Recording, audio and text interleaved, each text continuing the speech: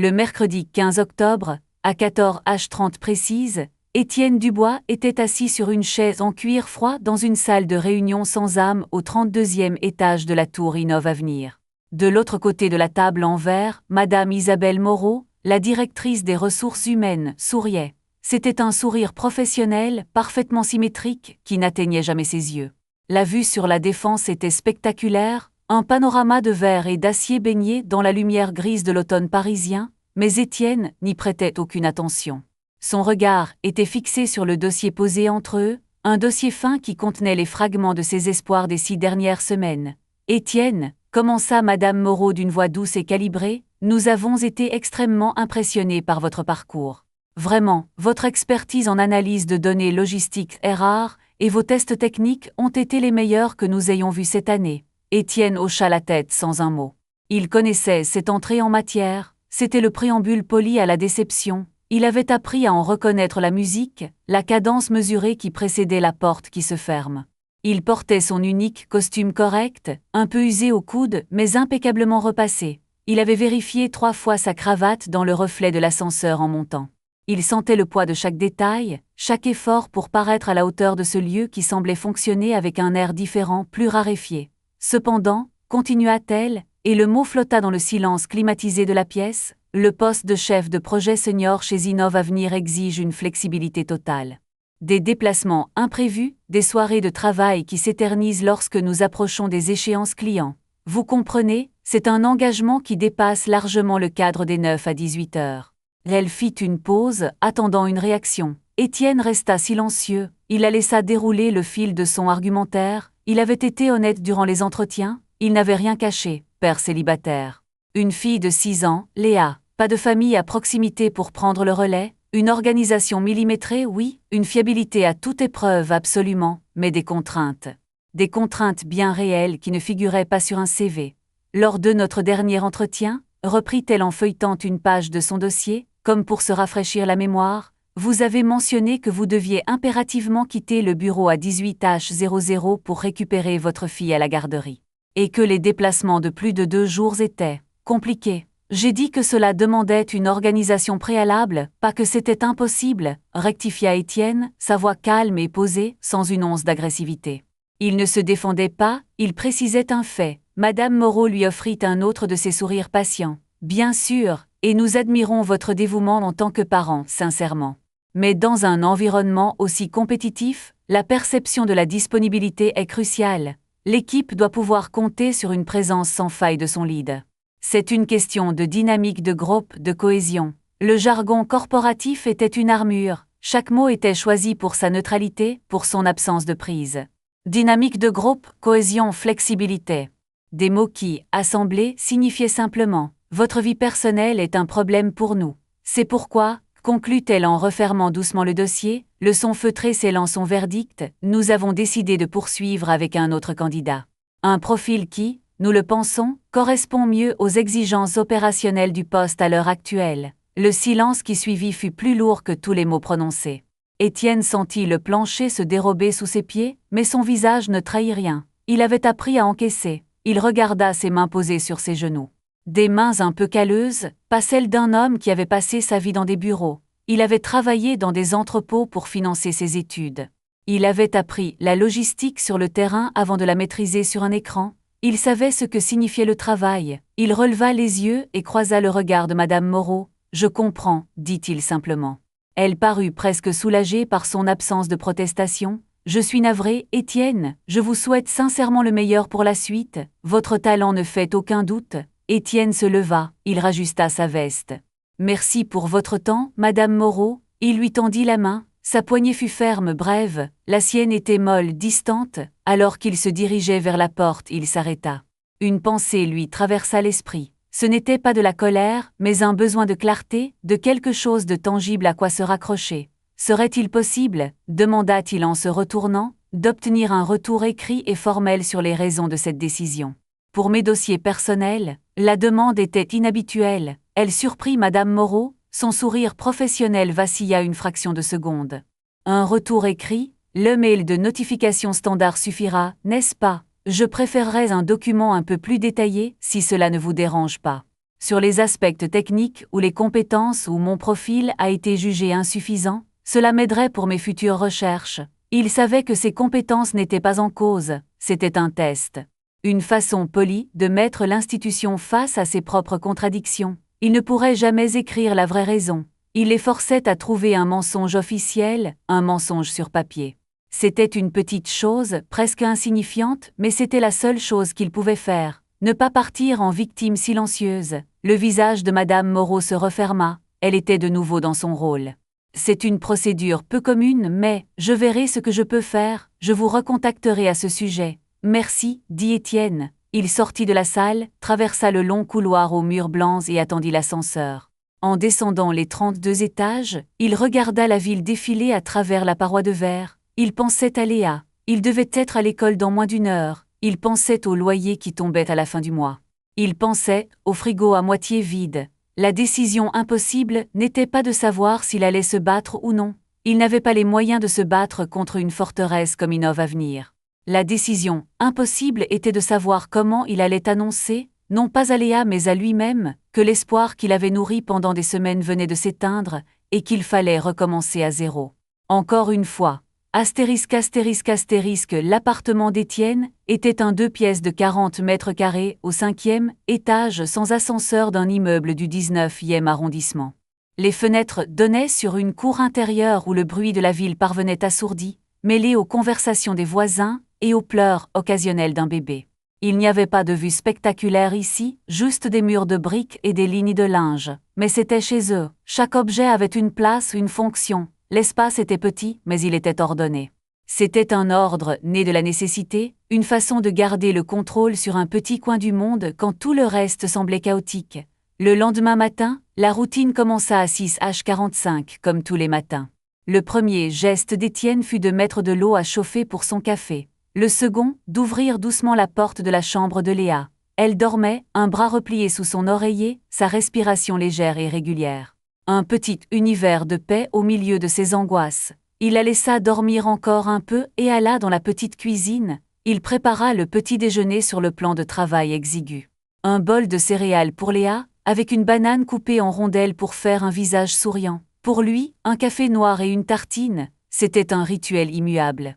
À 7h15, il retourna dans la chambre. Léa, mon trésor, c'est l'heure. Elle grogna un peu, s'enfouissant plus profondément sous sa couette décorée de planètes et de fusées. Étienne s'assit sur le bord du lit. Le commandant Léa est attendu sur le pont pour la mission école. Un petit sourire se dessina sur le visage endormi de sa fille. Elle ouvrit un œil. La mission céréales d'abord. Reçu commandant. La demi-heure suivante fut une chorégraphie bien huilée. Pendant que Léa mangeait en balançant les pieds, Étienne préparait son sac. Le cahier de liaison, la trousse, le goûter, une compote et 2 biscuits. Il vérifia la météo sur son téléphone, pluie annoncée pour l'après-midi. Il sortit le petit ciré jaune de Léa du placard de l'entrée. « Papa, tu as trouvé un travail dans la grande tour ?» demanda Léa entre 2 cuillères de céréales, sa voix encore pâteuse de sommeil. Étienne marqua une pause d'1 seconde, le dos tourné. « Pas encore, ma puce. Il cherche quelqu'un qui peut construire des fusées encore plus grandes. Je ne suis pas encore assez bon. Tu es le meilleur pour construire des fusées, dit-elle avec la certitude absolue d'un enfant de 6 ans. Elle montra un dessin accroché par un aimant sur le réfrigérateur. C'était une fusée multicolore qui crachait des flammes oranges et jaunes, avec 2 personnages à l'intérieur. Un grand avec des lunettes et une petite avec des couettes. Au-dessus, elle avait écrit en lettres capitales un peu tremblantes « Papa et Léa sur la lune ». Étienne se retourna et lui sourit. Un vrai sourire cette fois. Tu as raison, on est les meilleurs. Allez, enfile tes chaussettes, mission habillage. Le chemin de l'école était court, 10 minutes à pied.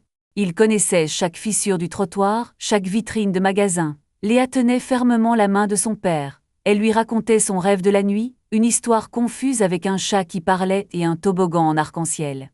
Étienne l'écoutait, posant des questions, participant à son monde. Pour ces 10 minutes, il n'était pas un homme au chômage face à un loyer à payer. Il était juste le papa de Léa, et c'était le rôle le plus important de sa vie. Devant le portail de l'école maternelle, il s'accroupit pour être à sa hauteur. Il lui resserra l'écharpe autour du cou. « Sois sage, mon cœur, amuse-toi bien, toi aussi papa trouve un bon travail. »« J'essaierai, promit-il. » Elle l'embrassa sur la joue et courut rejoindre ses amis dans la cour. Il la regarda disparaître dans le flot d'enfants, un petit point jaune vif dans la grisaille du matin. Il resta là un instant, la main encore chaude de celle de sa fille, sentant le vide qu'elle laissait. Puis il se retourna et fit face à sa propre journée. Une journée vide, à remplir de recherches d'emploi, de mails sans réponse et de calculs pour faire durer les quelques économies qui lui restaient. De retour dans l'appartement silencieux, la réalité le frappa de plein fouet. Le dessin de la fusée sur le frigo semblait le narguer. Il s'assit à la petite table qui lui servait de bureau, ouvrit son ordinateur portable et regarda l'écran. La page du site de Pôle emploi était déjà ouverte. Il commença à faire défiler les offres, les unes après les autres. Analyste de données, consultant logistique, chef de projet. Les titres étaient les mêmes, les exigences aussi. Et derrière chaque ligne, il voyait maintenant le visage souriant de Madame Moreau, il entendait ces mots sur la flexibilité et la disponibilité. Le système n'était pas conçu pour des gens comme lui. Il était conçu pour des gens sans attache, ou avec des attaches prises en charge par quelqu'un d'autre. Il était un rouage de forme carrée essayant de s'insérer dans un mécanisme fait de trous ronds, mais il ne pouvait pas changer de forme. Sa forme, c'était Léa, et il ne l'échangerait pour rien au monde.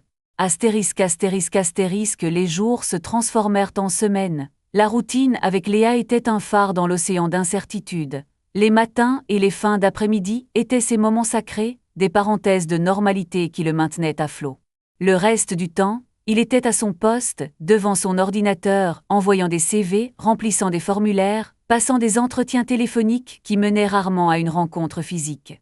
Les petites fissures dans leur quotidien commençaient à s'élargir. Un matin, une lettre de la régie immobilière arriva, un rappel pour le loyer. Le ton était encore poli, mais la date limite était soulignée en rouge. Étienne la plia soigneusement et la glissa sous une pile de papier sur son bureau. Il ne voulait pas que Léa la voie. Il commença à faire des choix plus stricts au supermarché. La marque distributeur à la place de la marque habituelle. Moins de viande, plus de pâtes et de légumes de saison. Léa ne remarqua rien, heureusement. Pour elle, un dîner de coquillettes au jambon était un festin. Un autre jour, la maîtresse de Léa lui tendit un mot à la sortie de l'école. C'était pour une sortie scolaire au Palais de la Découverte. Une participation de 15 € était demandée, 15 €. Une somme dérisoire pour la plupart des parents, mais pour Étienne, c'était un trou dans son budget hebdomadaire. Il sourit à la maîtresse, la remercia et plia le mot dans sa poche. Le soir, en préparant le dîner, Léa lui en parla, les yeux brillants d'excitation. « On va voir les étoiles et les planètes, papa, comme dans mon livre, tu crois qu'on verra la fusée ?»« Je suis sûr que oui, » répondit Étienne, le cœur serré. Il trouverait l'argent, il le fallait. Il vendrait peut-être quelques-uns de ses vieux livres techniques. Il prenait la poussière sur une étagère de toute façon. La pression venait aussi de l'extérieur, de manière plus subtile. Lors d'un appel avec sa conseillère Pôle emploi, une femme bien intentionnée mais dépassée, elle lui suggéra d'élargir sa recherche. « Avez-vous pensé à des postes qui demandent plus de mobilité, Monsieur Dubois, peut-être en province? Il y a des pôles logistiques importants près de Lyon ou de Lille. »« Ma fille est scolarisée ici, » répondit-il simplement. « Toute sa vie est ici. » Il y eut un silence à l'autre bout du fil. « Je comprends, mais il faut parfois faire des sacrifices pour retrouver une situation stable. Le marché parisien est très saturé. Des sacrifices ?» Le mot résonna en lui, comme si s'occuper seul de son enfant n'en était pas déjà un, comme si chaque jour n'était pas un exercice d'équilibre précaire. Il remercia poliment la conseillère et raccrocha, un goût amer dans la bouche. Puis, un après-midi, près de 3 semaines après son entretien chez Innov Avenir, il reçut un e-mail. L'expéditeur était Isabelle Moreau. Son cœur manqua un battement. Il pensa d'abord que c'était une erreur, ou peut-être une offre pour un autre poste. Il cliqua dessus. Le message était court, impersonnel, et ne contenait aucune pièce jointe. « Cher Monsieur Dubois, suite à votre demande, nous vous informons que nous n'avons pas pour politique de fournir des retours d'entretien détaillés par écrit. Cependant, si vous le souhaitez, je peux vous accorder un bref entretien de 15 minutes dans nos locaux pour vous exposer de vive voix les points d'amélioration de votre candidature. Veuillez me faire part de vos disponibilités la semaine prochaine. Cordialement, Isabelle Moreau. » Étienne relut le mail plusieurs fois, c'était une manœuvre évidente. Une façon de se conformer à sa demande sans laisser de traces écrites. Un entretien de vive voix ne pouvait pas être utilisé, ne pouvait pas être prouvé. C'était une invitation dans le bureau du proviseur, pas une main tendue. Son premier instinct fut d'ignorer le message, de laisser tomber. À quoi bon ? Retourner dans cette tour de verre pour entendre des platitudes corporatives pendant 15 minutes, c'était une perte de temps et de dignité. Mais une autre pensée prit le dessus, il avait fait une demande, ils y répondaient à leur manière, ne pas y aller serait perçu comme un abandon, il leur montrerait qu'il n'avait pas peur, qu'il n'était pas intimidé. Il irait écouter ce qu'elle avait à dire, la tête haute, c'était une question de principe, il tapa une réponse, aussi brève et professionnelle que le message qu'il avait reçu. Madame Moreau, je vous remercie pour votre proposition. Je suis disponible mardi prochain à 15h00, cordialement, Étienne Dubois. Il appuya sur « Envoyer » avant de pouvoir changer d'avis. Il venait de fixer un rendez-vous avec son propre échec. Il ne savait pas encore que cette décision, prise par pur respect pour lui-même, allait changer le cours de sa vie. Pour l'instant, tout ce qu'il ressentait était le poids d'une nouvelle épreuve à affronter. Astérisque, le mardi suivant arriva, gris et pluvieux. Le ciel de Paris semblait avoir absorbé toute la couleur du monde. Étienne déposa Léa à l'école, puis passa la matinée à peaufiner son CV pour 2 nouvelles offres.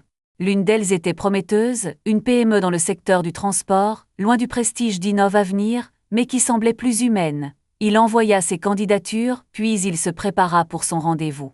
Il enfila de nouveau son unique costume. Il se sentait comme un acteur enfilant un costume de scène pour une pièce qu'il ne voulait pas jouer.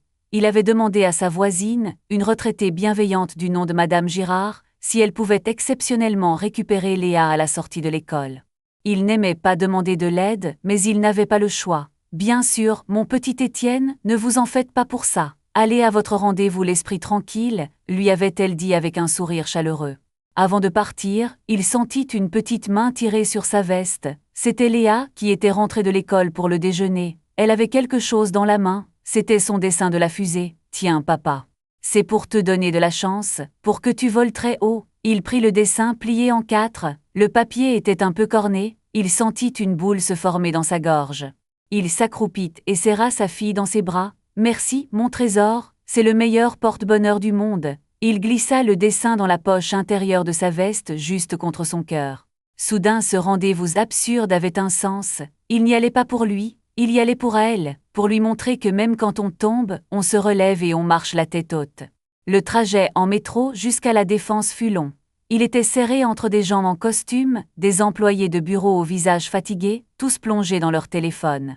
Il se sentait à des kilomètres d'eux, un imposteur dans leur monde. En sortant sur le parvis balayé par le vent et la pluie, il releva la tête vers la tour Innov Avenir. Elle semblait percer les nuages, indifférente à la météo et aux vies minuscules qui s'agitaient à ses pieds. À l'accueil, il donna son nom. L'hôtesse vérifia sur son écran, « Monsieur Dubois. Pour un rendez-vous avec Madame Moreau, prenez un badge visiteur, 32e étage. » La procédure était la même, mais cette fois, il n'y avait pas d'espoir, juste une résignation calme. Il arriva devant le bureau de Madame Moreau, avec 5 minutes d'avance. Sa secrétaire lui demanda de patienter dans un petit salon d'attente. Les minutes s'égrenèrent, 15h00, 15h05, 15h10, Madame Moreau était en retard. C'était un message clair, son temps à lui n'avait pas la même valeur que le sien. À 15h14, elle sortit de son bureau, accompagnée d'un homme en costume cher. Il riait. Elle ne jeta même pas un regard dans sa direction. Elle raccompagna l'homme jusqu'à l'ascenseur, puis revint vers son bureau. Ce n'est qu'à ce moment-là qu'elle sembla le remarquer. « Ah, Monsieur Dubois. Entrez, je vous en prie, je n'ai que quelques minutes. » Elle ne s'excusa pas pour son retard. Il la suivit dans son bureau, plus grand et plus luxueux que la salle de réunion de leur premier entretien. Elle ne l'invita pas à s'asseoir. Elle resta debout derrière son bureau, prit une feuille de papier sur une pile et la lui tendit. « Voici les points que nous avons identifiés, » dit-elle d'un ton pressé. « Comme vous pouvez le voir, bien que vos compétences techniques soient excellentes, nous avons noté un léger manque d'expérience en management d'équipes internationales. De plus, votre vision stratégique sur les marchés émergents asiatiques, abordée lors du 3e entretien, nous a semblé un peu moins développée que celle du candidat retenu. » Étienne jeta un œil à la feuille. C'était une liste à puces, remplie du même jargon corporatif vide de sens. Manque de proactivité sur les solutions de rupture, optimisation du leadership transversal. C'était un document standard, un modèle qu'on pouvait appliquer à n'importe qui. C'était un mensonge poli et bien présenté. La vraie raison, sa situation familiale, n'y figurait évidemment pas. Il aurait pu argumenter. Il aurait pu lui rappeler que son dernier poste l'avait amené à coordonner des équipes à Singapour et à Tokyo, et qu'il avait rédigé un mémoire sur la logistique dans le delta de la rivière des Perles. Mais à quoi bon? La décision était prise, ce n'était qu'une comédie. Il plia la feuille et la mit dans la poche de sa veste, à côté du dessin de Léa. Il releva les yeux vers Madame Moreau, qui regardait déjà sa montre. « Merci, dit-il simplement. C'est très clair. » Son acquiescement rapide la déconcerta un peu. Elle s'attendait peut-être à une discussion, à des justifications. Il ne lui en donna pas le plaisir. « Je ne vous dérange pas plus longtemps, ajouta-t-il. Bonne journée, Madame Moreau. Il se retourna et quitta le bureau, sans un regard en arrière. Il avait fait ce qu'il avait à faire. Il avait affronté l'institution, non pas avec colère, mais avec sa propre dignité. Il n'avait rien gagné de tangible, mais il n'avait rien perdu de lui-même. C'était sa victoire silencieuse. En traversant le grand hall du 32e étage pour rejoindre les ascenseurs, il se sentait plus léger. Il avait hâte de rentrer, de retrouver Léa et de lui lire une histoire. Le reste n'avait plus d'importance. Astérisque, astérisque, astérisque, et alors qu'Étienne attendait l'ascenseur, son regard fut attiré par une agitation inhabituelle de l'autre côté du hall. Une grande salle de conférence, aux parois entièrement vitrées, donnait sur l'espace commun. C'était manifestement la salle du conseil d'administration. À l'intérieur, une dizaine de personnes en costume sombre étaient debout autour d'une immense table. Elles faisaient toutes face à un écran mural géant qui occupait tout un pan de mur. L'ambiance était électrique, tendue. Un homme plus âgé, aux cheveux grisonnants et à l'allure autoritaire, se tenait devant l'écran et gesticulait, le visage rouge de colère. Étienne reconnut Antoine Lambert, le PDG d'Innov Avenir. Son visage était souvent dans les journaux économiques. Il semblait s'adresser à un groupe de techniciens plus jeunes qui tapaient frénétiquement sur des ordinateurs portables connectés à la console de présentation. L'écran géant, qui devait afficher des données cruciales, était un chaos visuel. Des graphiques étaient figés, des cartes étaient couvertes de symboles d'erreur rouges, et des colonnes de chiffres défilaient à une vitesse folle, illisible. C'était un bug monumental, et il se produisait au pire moment possible, devant ce qui semblait être tout le conseil d'administration. Étienne, par pure déformation professionnelle, s'arrêta pour observer.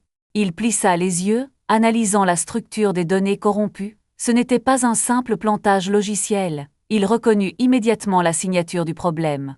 C'était un type d'erreur très spécifique, insidieux, qu'il avait déjà rencontré et résolu des années auparavant sur un projet complexe. Une boucle de récursivité infinie dans une requête de base de données qui tentait d'agréger des données en temps réel. La requête s'appelait elle-même en boucle, surchargeant le processeur de visualisation jusqu'à ce qu'il s'effondre sous le poids de sa propre logique défaillante. C'était comme un serpent qui se mordait la queue, de plus en plus vite jusqu'à l'implosion. Un agent de sécurité s'approcha d'Étienne. « Circulez, monsieur, vous ne pouvez pas rester ici. » Étienne ne le regarda même pas, son cerveau tournait à plein régime. Il voyait la solution, claire comme de l'eau de roche. C'était une correction de quelques lignes de code, une simple condition d'arrêt à insérer au bon endroit. Les techniciens à l'intérieur s'acharnaient sur le matériel, redémarrant les serveurs, vérifiant les câbles.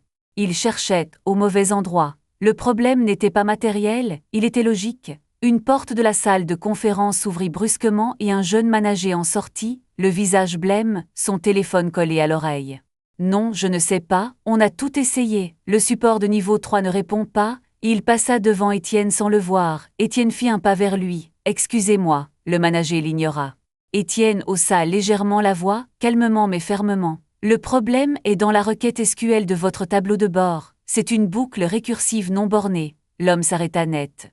Il dévisagea Étienne, son costume légèrement usé, son badge visiteur. « Qu'est-ce que vous racontez? Qui êtes-vous? » « Je peux régler ça, dit Étienne, en moins d'une minute. » Le manager eut un rire nerveux. « Vous plaisantez, nos meilleurs ingénieurs sont dessus depuis 20 minutes. » De l'intérieur de la salle, la voix du PDG tonna. « Alors, on trouve une solution ou on annule la présentation la plus importante de l'année. » La panique dans les yeux du manager s'intensifia. Il regarda Étienne, puis la salle de crise. Il était désespéré. Le désespoir rend parfois les gens ouverts aux solutions les plus improbables. « Vous êtes sûr de vous ?» demanda-t-il, le souffle court. « Absolument, répondit Étienne. Suivez-moi. » L'agent de sécurité tenta de s'interposer. « Monsieur, il n'est pas autorisé. » Laissez-le. Aboya le manager. Étienne entra dans la salle de conférence. Le silence se fit, tous les regards se tournèrent vers lui. Le PDG, Antoine Lambert, le foudroya du regard. « Et vous, vous êtes qui ? Le plombier ? C'est lui qui dit pouvoir régler le problème, monsieur Lambert, balbutia le manager. Lambert le toisa de haut en bas. Ah oui. Et comment, en priant ? Étienne ignora le sarcasme. Il s'adressa directement à l'un des techniciens. « Donnez-moi l'accès au terminal de commande de la base de données. » Le technicien hésita, regardant son supérieur. Le manager fit un signe de tête. Étienne s'assit devant le clavier. Le silence dans la pièce était total. On n'entendait que le cliquetis sec des touches sous ses doigts. Il tapa une première ligne de commande pour afficher le code de la requête en question. Comme il l'avait suspecté, elle était là. Il localisa la ligne fautive. Il ajouta une clause with recursive avec une condition de sortie claire. Quelques secondes suffirent. Il appuya sur Entrée. Sur l'écran mural géant, le chaos cessa instantanément. Les données se stabilisèrent. Les graphiques réapparurent, nets et précis. La carte afficha les bonnes informations. Tout était rentré dans l'ordre. Un soupir de soulagement collectif parcourut la salle. Le PDG, Antoine Lambert, resta bouche bée pendant un instant, fixant l'écran, puis cet inconnu assis devant la console. Il s'approcha lentement d'Étienne, qui s'était déjà levé, laissant la place au technicien. « Qui êtes-vous ? » demanda Lambert, sa voix plus basse cette fois, empreinte d'une véritable curiosité. Avant qu'Étienne ne puisse répondre, une autre voix s'éleva près de la porte. « Monsieur Dubois. » C'était Madame Moreau. Elle était sortie de son bureau, attirée par le silence soudain après l'agitation. Elle vit Étienne au milieu de la salle du conseil, à côté du PDG. Son visage se décomposa. La surprise fit place à l'incompréhension, puis à une panique froide. « Madame Moreau » dit Lambert sans la regarder, son attention toujours fixée sur Étienne. « Vous connaissez cet homme. » La vérité venait d'entrer dans la pièce. Elle était là, brute, irréfutable. L'homme qu'elle venait de congédier avec condescendance 15 minutes plus tôt pour son manque de vision stratégique, venait de sauver la présentation la plus cruciale de l'année, sous les yeux de tout le conseil d'administration. Astérisque, astérisque, astérisque, le silence dans la salle du conseil était pesant. Madame Moreau était blême. Elle ouvrit la bouche, mais aucun son n'en sortit. Tous les regards allaient d'elle à Étienne, puis au PDG Antoine Lambert. « Oui », répondit finalement Étienne à la place de la directrice des RH, sa voix toujours aussi calme. « Madame Moreau et moi venons juste d'avoir un entretien. » L'ironie de la situation n'échappa à personne. Lambert fronça les sourcils, il se tourna enfin vers Madame Moreau. « Un entretien, pour quel poste ? » Le poste de chef de projet senior en logistique, balbutia-t-elle. Et, insista Lambert, son ton devenant glacial. Nous avons décidé de ne pas poursuivre sa candidature, admit-elle, sa voix à peine audible. Lambert la dévisagea un long moment. Il n'eut pas besoin de demander pourquoi. Il avait passé sa vie à lire les gens et les situations. Il comprit tout en un instant. Il se retourna vers Étienne. « Monsieur Dubois, dit-il. Veuillez me suivre dans mon bureau. » Il se tourna ensuite vers le reste du conseil. « Messieurs, veuillez m'excuser, la présentation reprendra dans 10 minutes. » Étienne suivit le PDG hors de la salle, laissant derrière lui une Madame Moreau pétrifiée et un conseil d'administration murmurant. Le bureau de Lambert était au même étage, un immense espace d'angle avec une vue encore plus impressionnante que celle de la salle de réunion. Il lui désigna un fauteuil et s'assit derrière son propre bureau, un monolithe de bois sombre et de métal. Pendant un long moment, il ne dit rien. Il observa Étienne. Il ne voyait pas un homme en quête d'un emploi. Il voyait un homme calme, sûr de lui, qui ne semblait ni intimidé ni triomphant. « Le problème sur l'écran » commença Lambert. « Expliquez-le-moi en des termes simples. » Étienne décrivit la boucle récursive, utilisant une métaphore simple. « C'est comme si vous demandiez à quelqu'un de vous apporter un objet qui se trouve dans une boîte, mais que pour ouvrir cette boîte, il faille trouver le même objet. C'est une tâche impossible qui s'épuise elle-même. Mes équipes et moi avons fait la même erreur il y a 5 ans, ça ne s'oublie pas. » Lambert hocha la tête, appréciant la clarté. « Et mes ingénieurs, pourquoi n'ont-ils pas trouvé ?» Et ils cherchaient un problème technique, une panne. C'était un problème de logique pure, on ne le voit que si on sait quoi chercher. C'est une question d'expérience. La porte du bureau s'ouvrit doucement.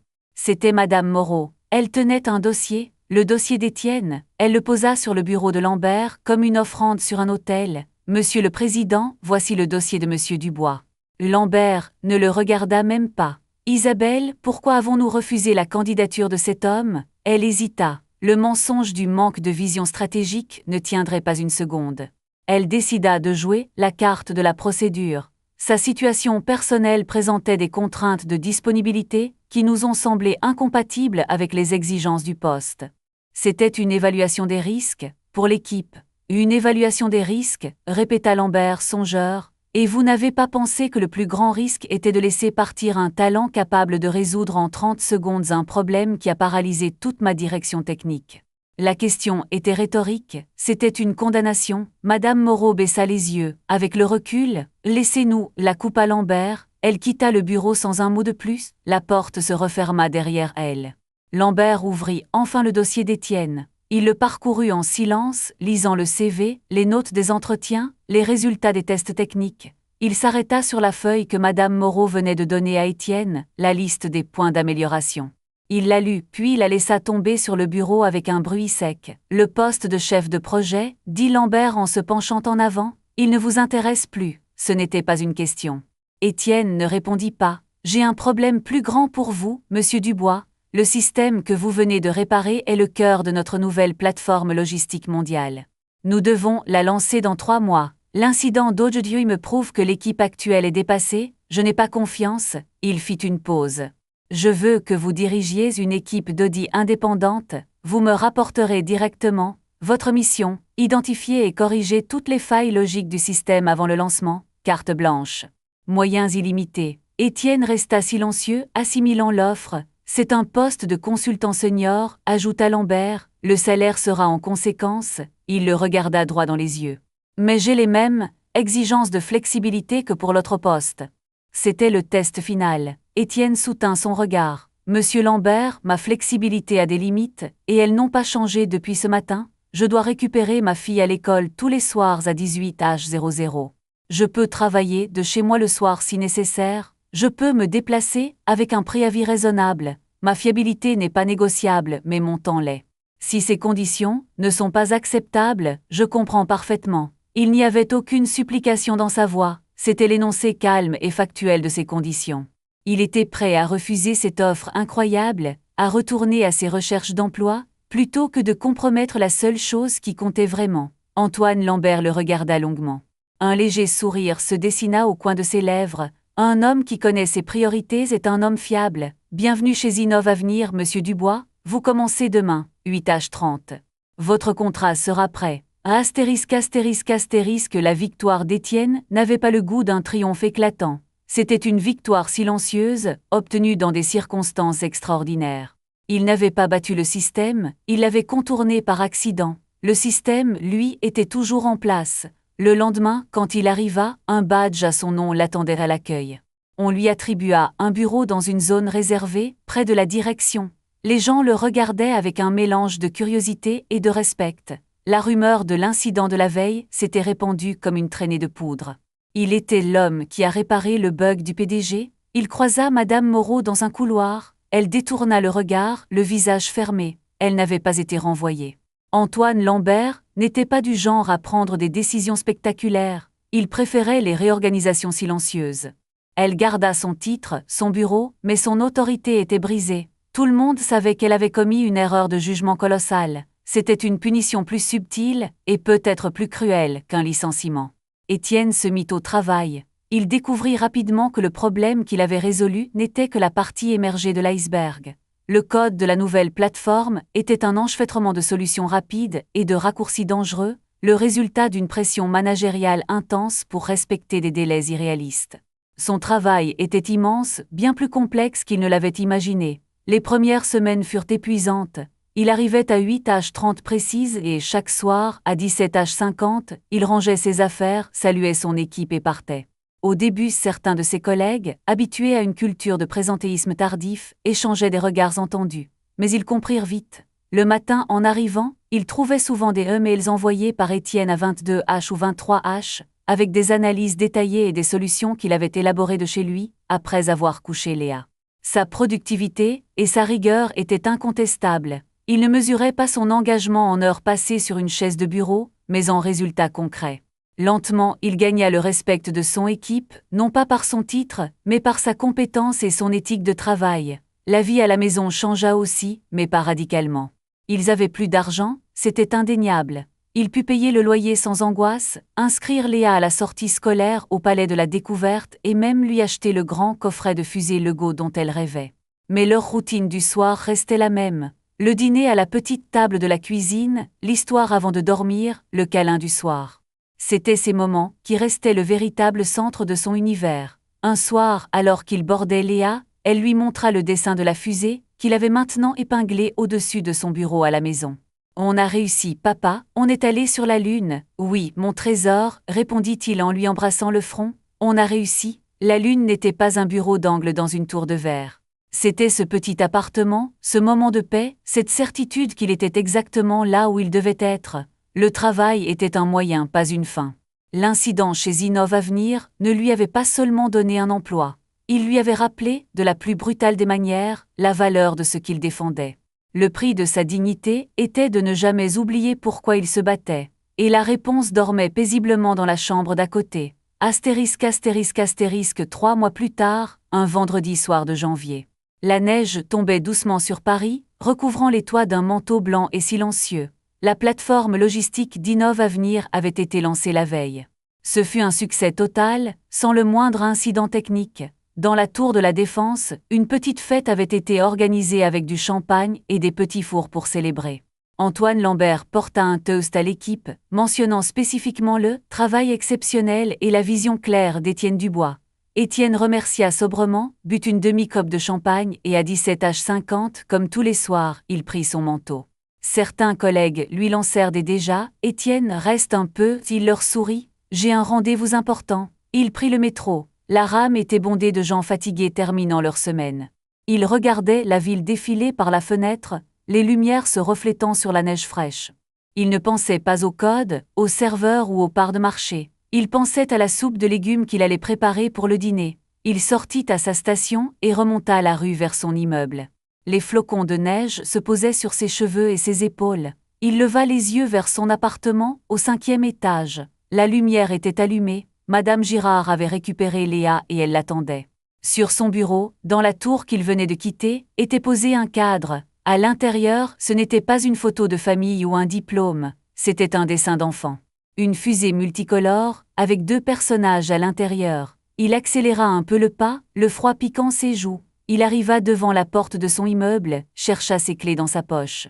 Le son du métal dans la serrure, la porte qui s'ouvre sur le couloir chaud, et puis, le bruit de petits pieds qui courent sur le parquet. « Papa !» Il n'eut pas le temps de fermer la porte.